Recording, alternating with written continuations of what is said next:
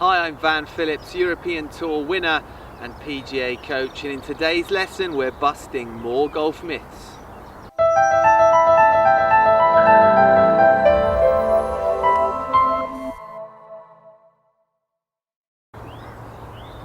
Okay, more golfing myths to bust.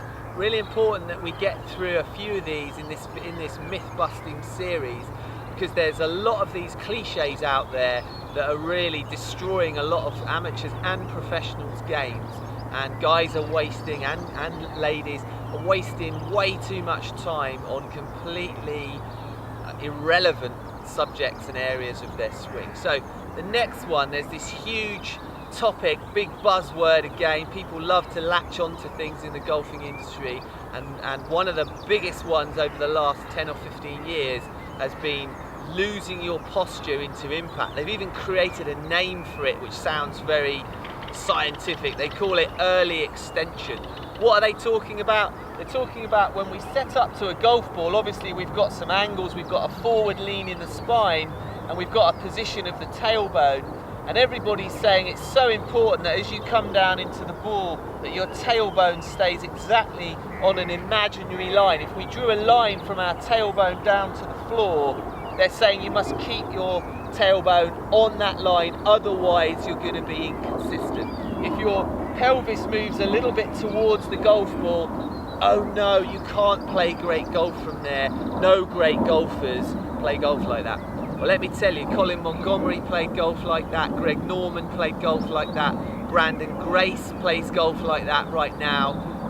Those three guys all move their pelvis slightly towards the ball. Guess what? I move my pelvis slightly towards the ball, and I achieve some pretty good things in this game at the professional level. So it's certainly not a must if you're going to be a consistent golfer. Let me tell you, I'm a very consistent golfer by most standards, even highest level standards, certainly in my prime. So if that was the case with my pelvis doing what it does, why was that possible? Why was Greg Norman the #1 golfer in the world for the second longest time to Tiger Woods if you have to keep your pelvis on this imaginary line? I'm going to go ahead, hit two balls now, where I'm going to attempt to keep my pelvis on the line as much as I can, and in actual fact I find it impossible to keep it exactly there. I can do it more than normal, but I never manage to actually keep it right on there. That's my personal makeup of my body. I just can't physically do it.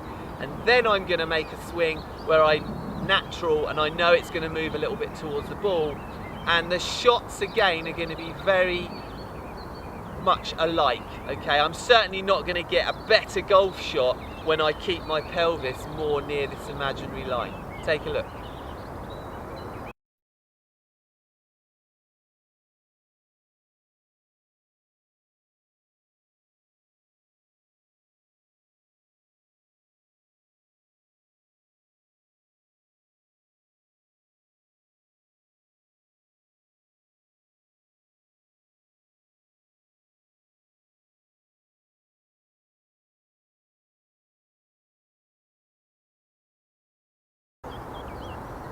Okay, so again, please study those two slow motion videos. The first swing, I was trying extra hard to keep my tailbone back into impact.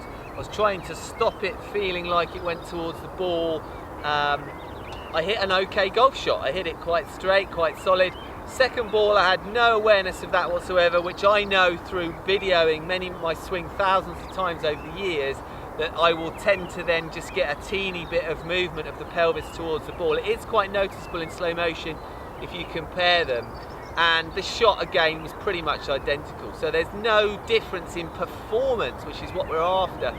You know, having a golf lesson or practicing anything should be ultimately leading to an improvement in your performance. The shots should get better. Okay, if you're working on something because it looks pretty on a camera and somebody's told you that this is a position that you should aspire to, then that's great if you play a game where we get awarded marks like gymnastics for aesthetics, but we don't. We play golf, we get prizes, cups, enjoyment from winning and shooting low scores and putting the ball in the hole in fewer amounts of strokes. So please don't waste your time on trying to maintain posture, because it really will have no effect on your ability to get that club face back on that golf ball with consistency, okay? And that's what we're all trying to do. Please go and watch my how to practice videos. Practice to win is the thumbnail there, and it's the best ever golf practice strategy video series. If you practice in that way, please watch all 3 of those videos. You know, I notice when I look at the viewing numbers of these videos, the least watched videos are the focus videos, the strategy videos, the how to practice videos. Everybody wants to watch the how to smash the driver video, and people will get far better at this game if they start to pay attention to the things that are most important. The most important things are psychology, practice strategy, core strategy, how to concentrate. There's videos on my channel here on those subjects. Please go and watch them. Don't waste your time on any more golfing myths.